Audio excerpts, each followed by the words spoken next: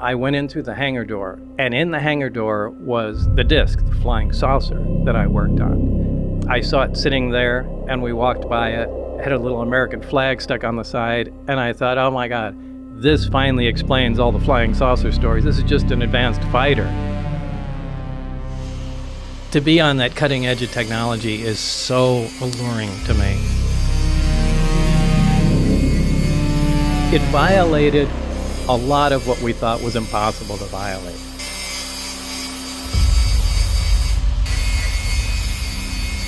This project was to back engineer the alien craft, and specifically it was to try and back engineer and see if we can duplicate the technology with available materials.